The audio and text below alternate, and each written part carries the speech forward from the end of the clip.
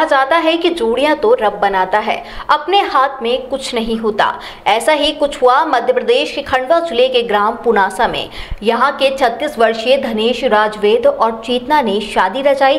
पिछले 10 वर्षों से धनेश अपने लिए दुल्हन की तलाश कर रहे थे।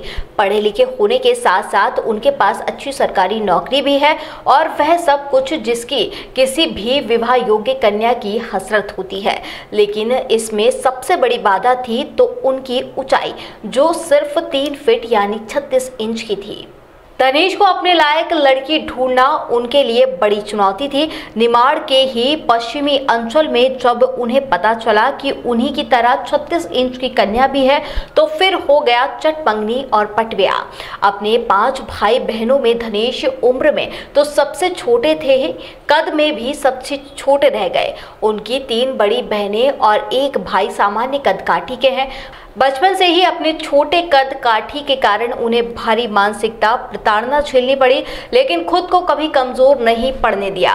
पुनासा में रहकर ही स्कूली शिक्षा के बाद उन्होंने ग्रेजुएशन किया, फिर हिंदी में एमए, इसके बाद बीएड और पीजीडीसीए भी किया।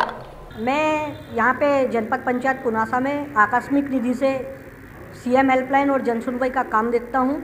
मेरी धर्मपत्नी चेतना शर्मा, जो कि राष्ट्रीय ग्रामीण आजीविका मिशन के अंतर्गत वो समूहों के माध्यम से सैनिटरी नैपकिन बनाने का काम उन्होंने चालू किया था वहाँ पर बड़वानी ज़िले के मंडवाड़ा में।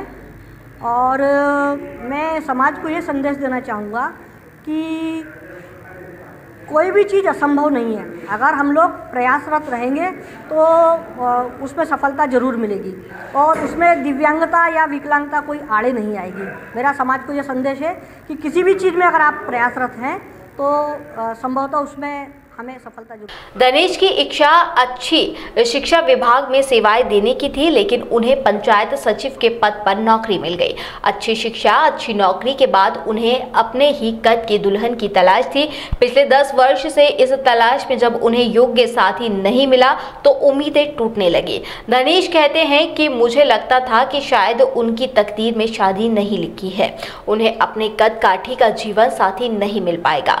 इस बीच कहीं चर्चा चली तो किसी ने उन्हें बताया कि बड़वानी जिले के ग्राम मड़वाना में उनकी तरह ही एक युवती है जो पढ़ी लिखी भी है और अच्छे परिवार से है। बिना समय गवाए वे तत्काल मड़वाना पहुंच गए। वहां 36 इंच 3 फीट की चेतना शर्मा से पहली बार मिले तो लगा जैसे बरसों पुरानी मुराद पूरी हो गई। और लगभग मुझे 10 वर्ष से ऊपर हो चुके थे। मैं लगातार लड़कियां देख रहा था और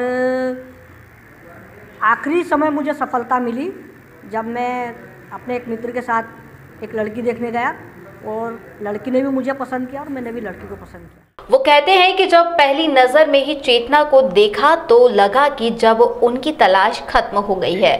फिर भी उन्हें लगता था कि इस असामान्य कद काठी के कारण जीवन में कुछ समस्याएं आ सकती है, इसलिए बैठकर चर्चा करना ज़रूरी है। उन्होंने आपस में हर विषय पर चर्चा की, गहराई से विचार किया और फिर जीवन भर के लिए साथ रहने का निर्णय लिया। मेरी धर्मपत्नी बड़वानी ज़िले के ग्राम मंडवाड़ा की है और लगभग इसी प्रकार की समस्या उनके साथ भी आ रही थी।